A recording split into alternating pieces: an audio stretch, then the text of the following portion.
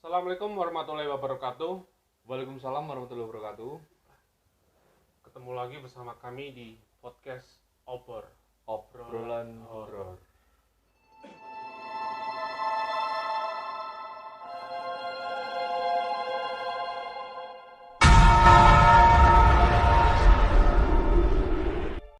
Masih bersama kami yang setia menemani kalian di setiap hari-harinya.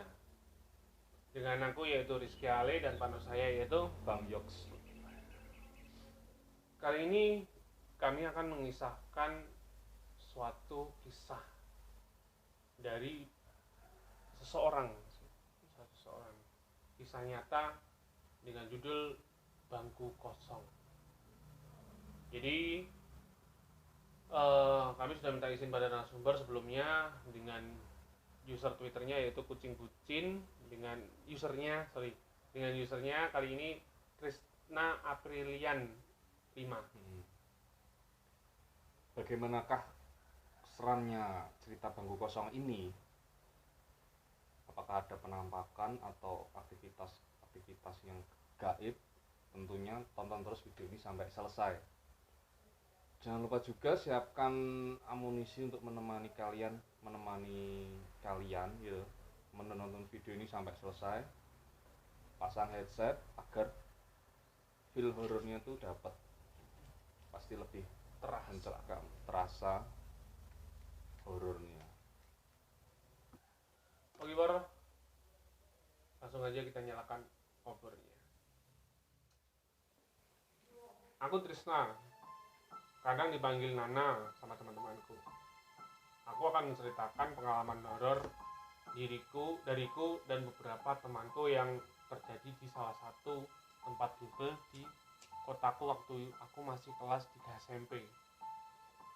Awal tahun 2010, semester genap di kelas 9, membuatku sibuk dengan persiapan ujian nasional UN.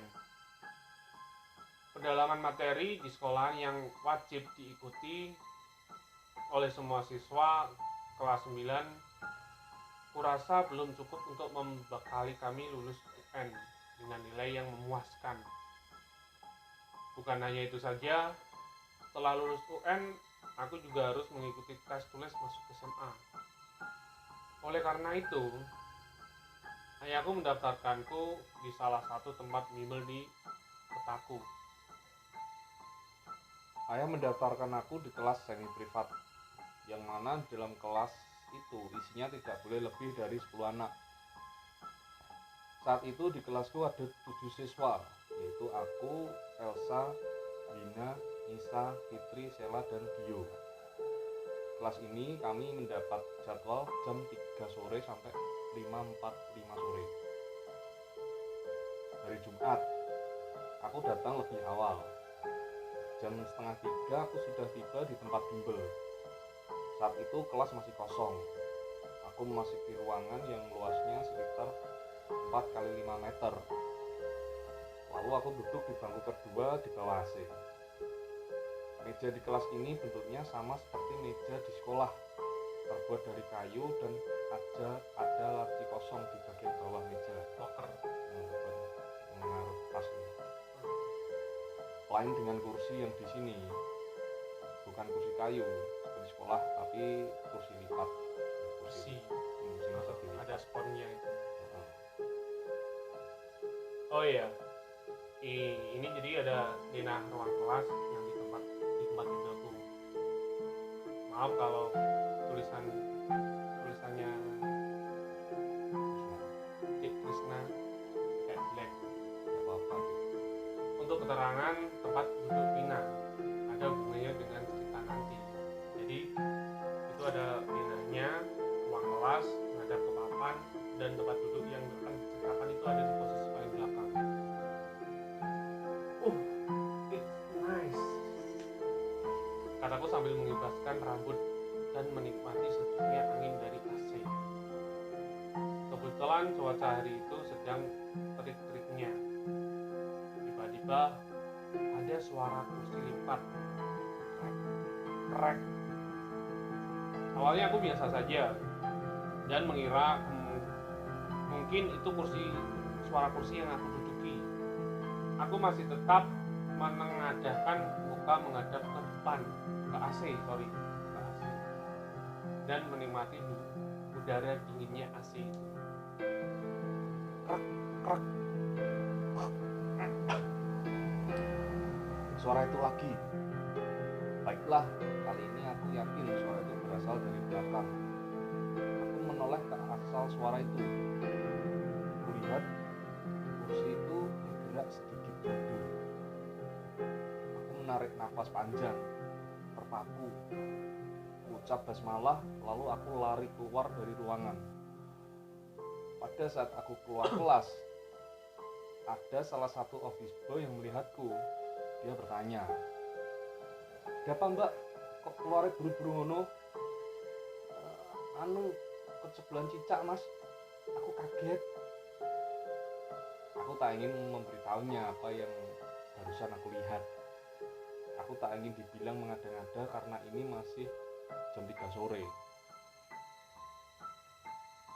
Oh alah. Oh iya mas, aku mau beli minuman. Ya wis, langsung aja ambil di collar itu situ mbak, bayar langsung di kotak sebelahnya. Oh oke. Tak kira bayarin sampean mas. Aku berjalan menuju showcase collar yang ada di samping musola. Ku ambil teh botol dan ku masukkan uang di dalam kotak di samping collar itu. Aku duduk di kursi depan front office sambil mengatur nafas sekalian menunggu teman-temanku datang. Beberapa teguk teh menyegarkan tenggorokanku. Tak lama kemudian, Dio dan Elsa datang. "Loh, Tris, kok jam pira awakmu?" tanya si Dio. "Setengah 3," jawabku. "Semangat teram toh? Kelas mesti sik sepi pas awakmu teko," kata Elsa. "Iyalah sepi, wong aku sing pertama teko." "Ya wis, ayo mlebu kelas. Paling mari ngene Nisa, Fitri karo Sera teko. Lek Bina mesti rada telat tekone," ajak Dio. Lalu kami bertiga masuk kelas bersama. Benar kata Dio. Tak lama kemudian teman-teman yang lain datang, kecuali Vina karena memang dia sering terlambat. Hari ini jadwalnya matematika dengan tutor bernama Mbak Titi. Suara cemprengnya yang khas menyapa kami. "Halo Dek, selamat sore." "Sore Mbak." Kami membahas materi prediksi UN. Dan setengah jam kemudian, Vina masuk kelas. "Assalamualaikum Mbak Titi. Maaf telat Mbak." "Ya Mbak." Iya Mbak." Iya, Duk. "Iya Nduk, gak apa-apa. Silakan masuk." Wina duduk di bangku tepat di depan kursi kosong yang bergerak tadi. Aku cuek aja karena sudah ada beberapa orang di kelas. Kupikir itu cukup untuk membuat hantu atau apapun yang ada di situ menunda keusilannya. Tapi nyatanya tidak. Karena saat Mbak Titi baru selesai menjelaskan penjelasan soal bab relasi dan fungsi, tiba-tiba Wina berlari ke depan menghampiri Mbak Titi. Mbak, kuwi kursine," sambil menunjuk kursi belakang. "Ngapa tuh, Dik? Ini apa?" Kursi sing kuwi oleh obah dhewe Mbak." "Lah, masa toh?" "Enggak ah.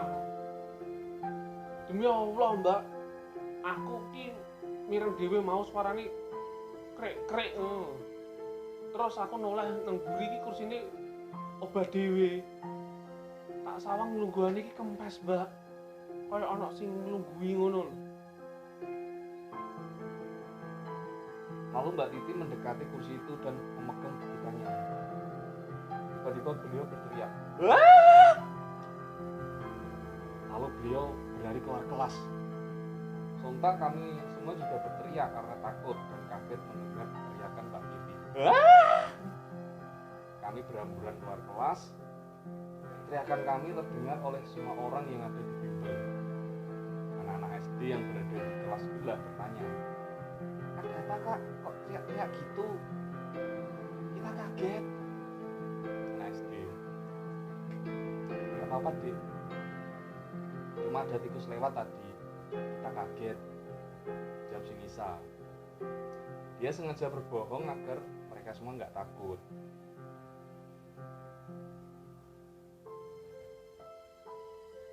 Sela bertanya kepada Mbak Titi, Mbak Titi kok teriak? Tadi pas Mbak pegang kursinya gerak lagi ya Mbak? Enggak. Lah terus kenapa teriak? Mbak lihat sing aneh-aneh ya? Enggak. Dulu apa-apa sih? Enggak dulu apa-apa sih. Aku mau diae. Jawab Mbak Titi. Iyalah Mbak. Guru kami bersamaan. Kami berdiri bergerombol di depan kelas selama hampir 10 menitan. Lalu aku dan Elsa mencoba mengintip ke dalam kelas. Kulihat posisi kursi itu sudah berubah lagi. Yang tadinya menghadap ke depan, sekarang agak serong ke kiri. Loh, El, kursi ini saya kok madep ngiwa. Ngiwa. Mau kan ngadep ngarep. Mari adewe metu mau juga enek sing mlebu kelas kan. Tanyaku kepada Elsa. Lah yo pas ditinggal Mbak Titi mau kan sik madep ngarep ya. Ora enek sing mlebu kelas. Wong genah awake dhewe ket mau ning ngarep kelas kene ora ning ndi. Jawab si Elsa heran. Lalu Mbak Titi menghampiri kami berdua dan berkata, ya wis adik-adik, sakmene sik aya. Soal lanjutane kuwi mau sampean marakne. Wis tau tak jawab jelasno yoan materi sing kuwi. Beh, wedi aku cah. Dia njupuk tas wani ora? Tasnya Mbak Titi pisan jupukno. Kata Fitri. Dasmu. Masa aku dikongkon njupuk tas dhewean, bareng-bareng lah. Jawab Dio. Setelah sebelumnya berdoa dulu, kami masuk kelas bersama untuk mengambil tas kami dan tasnya Mbak Titi. Kemudian kami pulang. Beberapa hari berlalu, cerita tentang bangku kosong itu sudah terdengar oleh seluruh tutor dan staf bimbel. Tapi kami merahasiakannya dari siswa-siswa kelas lain karena kami tak ingin menakuti mereka. Hari ini jadwal materi biologi dengan tutor bernama Mbak Sofi. Aku dan teman-teman menunggu hingga setengah jam. Tapi Mbak Sofi belum juga datang. Lalu Mas Ian, salah satu staf di bimbel, masuk kelas dan memberitahu kami kalau Mbak Sofi hari ini absen karena sakit. Terus penanya apa iki cah? Tanya Fitri. Elsa menjawab, ayo main jelangkung yuk. Dan bocah ini, gak aku orang melu. Jawabku, ya kowe rasa melu ra apa-apa.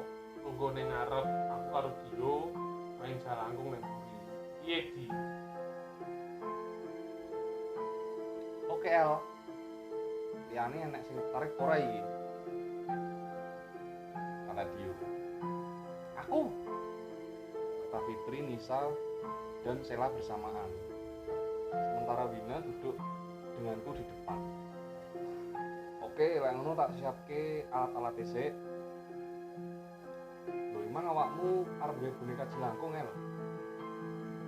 Yang Nisa. Ora ra ribet. Dia pensil aja dikareti. Elsa mengambil dua pensil yang diikat menggunakan karet gelang dengan posisi tegak lurus menyerupai salib. Lalu dia mengambil selembar kertas dan dibentuk bulat, kemudian dipasang di salah satu ujung pensil dengan selotip. Jadi wong yang selotip. Dan ayo Di, kamu sih nyekel jelangkungnya ya. Aku aku tak nyiapno bukune gawe jawabane RPL. Ora langsung ditahan gawe tutup pulpen ae nggure. Ben engko lek ceritane teko tenan iso ketara lek pensile ubah dhewe. Duduk aku sing ngobahne, ya toh. Ya wis, oke. Lalu Elsa dan Dio pun mulai membaca mantra. Jalangkung jalang set, di sini ada pesta kecil-kecilan, datang gak dijemput, pulang gak diantar. Mereka membaca mantra itu 3 kali kemudian. Obah. Seru si Dio. Aku dan Wina yang sedari tadi tidak begitu menghiraukan mereka. Jadi kepo, ingin tahu apa yang terjadi. Tapi kami takut untuk bergabung. Jadi kami memperhatikan dari depan saja. Sopo jenengmu? Tanya Elsa. Pensil itu bergerak berputar 1 kali, kemudian disusul dengan lampu ruang kelas yang tiba-tiba mati. Sontak semua berteriak dan berhamburan keluar kelas. Wah! Goblok! Wong padha wedian kabehan dadak sok-sokan dolan jelangkung bareng susu. Goblok! Umpatku ketika kami sudah berada di luar kelas. Emosi. Jeren. Ana apa to iki?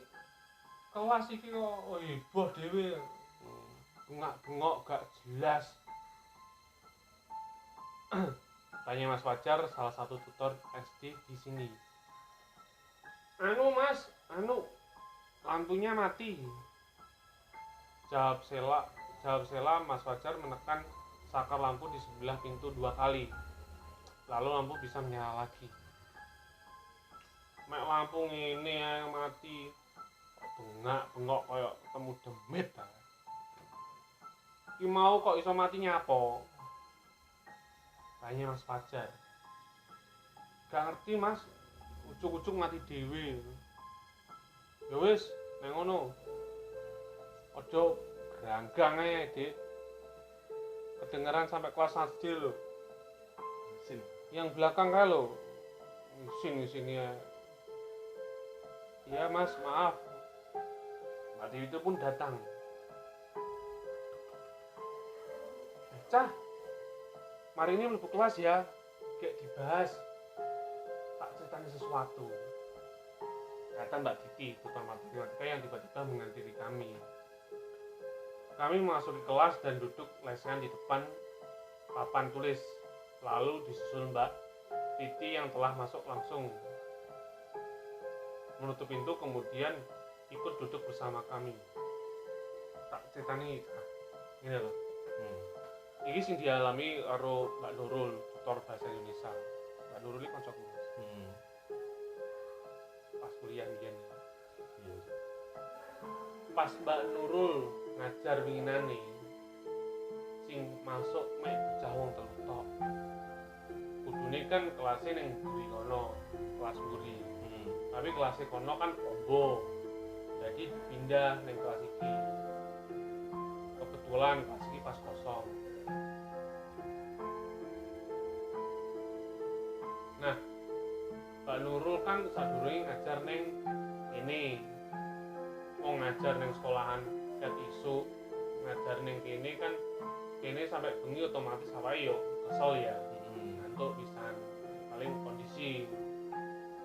Lah pas kesel kuwi. Mbak Nurul ki ngumun sing teko bocah telu. Tapi kok ketok koyo bocah papat. Sing siji nunggu di kono, di dhewe kono lho. Yo ning kursi sing obah-obah dhewe wingi. Woi Mas. Mbak Nurul cerita nih sampean langsung, Mbak. Tanya si Nisa. Mbak Nurul ini ceritanya ning aku, mari tak ceritani kejadian pas ngajar sampai ini. Terus piye, Mbak? Ono penampakan tenan? Tanya si Vini, Mbak. Ono penampakan tenan. Mbak Nurul ini sadar ono sing aneh. Tapi pas dia fokus nyawang ning buri kono ya, pasti gak ono sopo-sopo kosong. ngono ya. Gak ono Lanjut Mbak Titi. Terus pas wis mari ngajar, nah terus murid-muridnya kan mulai kabeh. Mbak Nurul krungu itu kan mulai ono kabeh. suara kursi Mbak Nurul muri kuwi obah. Nah, pas didelok lah kok ono cewek manggo ning kono. Pak Jai iki ireng ngono, kaya gosong ngono cah. Aduh mbak, kok ya ceritanya pas saya dewi ning kene, kan aku wedi mbak. Iya, Kata Sabrina. Nah, mbak, iki wis nang maghrib. Iya lek awake dhewe metu teko kene. Ceritanya dilanjut maneh kapan-kapan ae wis merinding kabeh iki lho awakku. Kata si Siala. Oh, wis lek ngono barang-barangmu beresno dhisik cah, kayak mulai. Jawab Mbak Titik, kemudian beliau keluar. Elsa, Yu, kayak kabeh dolananmu nang diresi. Gip dolan kabeh. Mari ini ra usah dolanan aneh-aneh wis. Kataku. Oke, bismillah. Yu dan Elsa pun membersihkan peralatan mainan jelangkung tadi. Kemudian kami keluar kelas bersama. Pas jadwal les selanjutnya, sebelum pelajaran dimulai, aku buang air kecil di toilet. Saat aku masuk ke toilet, aku lihat si Elsa keluar dari toilet itu. Aku menyapanya. Jadi, aku nyapanya saat itu. Hei El, dengaran toko dhisik. Tadi dia hanya berlalu tanpa menjawab sapaanku dengan muka datar dan tanpa ekspresi. Lah, mosok cah kuwi nesu-nesu goro-goro wingi tak omeli pas apa mari dolanan jahe langkung. Tanya aku dalam hati. Selesai buang air kecil, aku membeli jus jeruk di warung yang ada di samping tempat bimbel. Ketika aku kembali dan sampai di depan pintu masuk bimbel, aku melihat si Elsa baru saja datang bersama dengan Fitri. Dia menyapaku. Wah, Trisna iki tekone mesti diisik dhewe paji ngeram. Loh, Awakmu cerita teko ya? Kan aku katanya. Yolah, nyapo yo teko di sini ya. Wong kelas setrum ini kok. Jawab si Elsa. Aku hanya melongo dan membatin. Bukankah justru dia yang datang duluan? Bukankah tadi yang kutemu di toilet itu dia? Kalau bukan dia, lantas apa ya?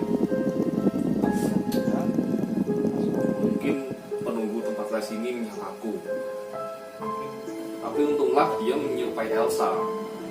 Cantik. Jadi aku tak perlu melihat wujudnya yang menyeramkan. Emang iya? Selesai les, aku dan teman-teman tidak langsung pulang. Kami sholat berjamaah di musola dulu. Lalu ngobrol dan guyon di kelas dengan Pak Andi. Pak Andi itu tutor bahasa Inggris. El, aku belat nguyuh. Pacaran nang toilet yuk. Kata Nisa. Yo, ketepan aku yo pengen pipis sih.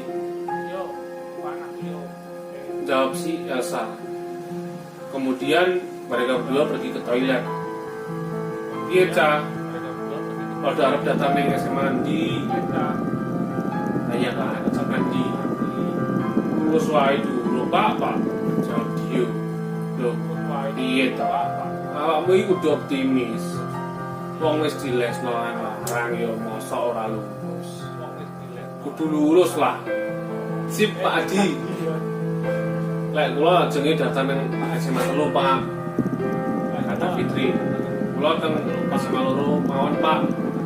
Boten tebih banget saking beliau. Kata Wina. Walah, ora ana sing pengen datang nang SMA 1 to. Kulo tergantung hasil tes tulis mawon Pak. Lek hasil tes tulis itu memuaskan, kan mungkin saged bebas milih daftar teng SMA pundi.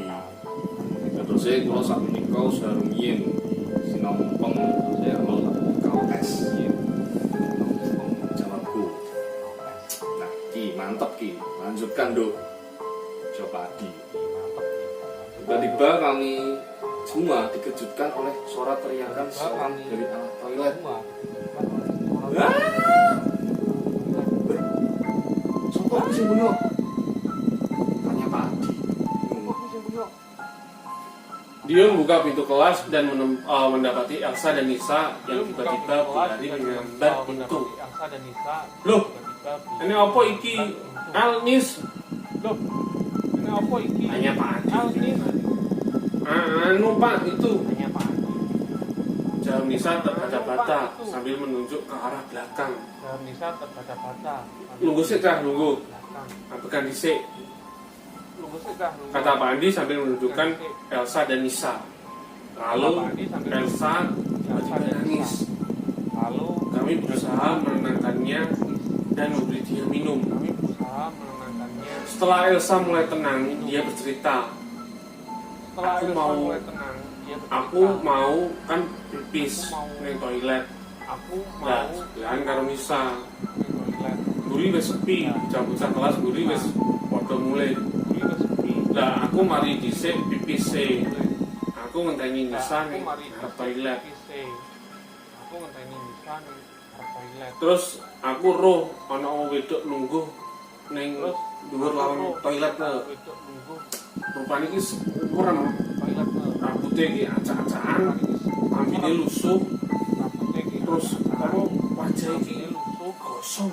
Terus Mripate nduli lilik nyawang aku. Ngerti aku. nyawang aku. Iya, ngerti aku. Aku rasanya kaku gak iso obah. Aku pengen bengok tapi gak iso. Gak iso obah. Terus ketepaan Tapi gak iso. bisa cinta mari pipise Terus ketepaan. terus lampu mati, Nisa kita. ujuk-ujuk mati. Terus lampu mati. Terus setan iki mau ilang boh. Terus setan- Baru aku iso bengok terus merayu rene. baru aku iso terus melayu rene. Kowe ro pisan penampakan ing toilet kuwi, Mis. Tanya Pak Adi pada Nisa. Boten, Pak. Kulo mek kaget ae lampu toilet mati. Terus Elsa bengok. Kulo yo melu bengok to. Nisa jawab itu dengan polos ya. Wis ngene ae. Ayo berdoa bareng. Terus kita mulai. Wis bengi yo ae.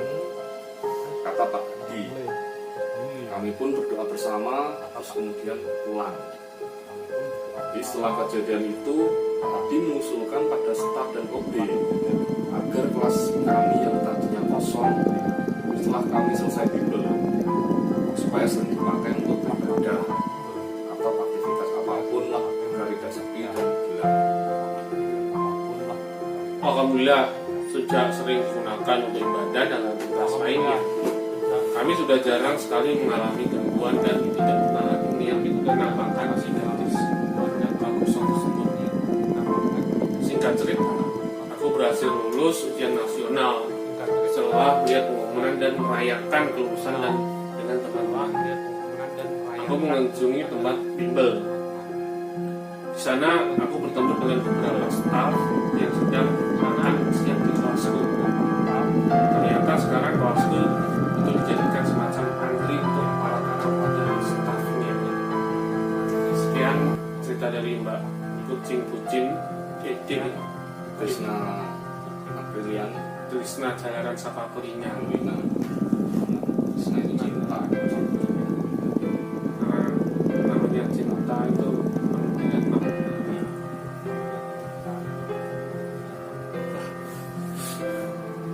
Itulah cerita. Mungkin di tempat bangunan itu ada sejarahnya. Jadi penunggu di situ sejak zaman dulu karena jarang sekali ditempati kan ditambah buat makhluk untuk Iya. menetap biasanya gitu. Ya kalau gitu emang rumah itu Ya kalau gitu lahannya, tanahnya atau kalau rumah itu mungkin rumah yang udah kosong lebih dari 40 hari Mas. Biasanya kalau udah lebih dari 40 hari emang itu rumah itu rawan untuk didatangi oleh makhluk sosok-sosok. Iya, itu rumah itu rawan sebut lah. oleh makhluk. Ya, Ya mungkin dari si sosok tersebut itu merasa kesepian karena dia cuma menemui berinteraksi dengan sosok lain dengan orang manusia dan manusia itu mungkin cuma saat siang sampai malam tok, sedangkan malam sampai pagi itu nggak ada temannya.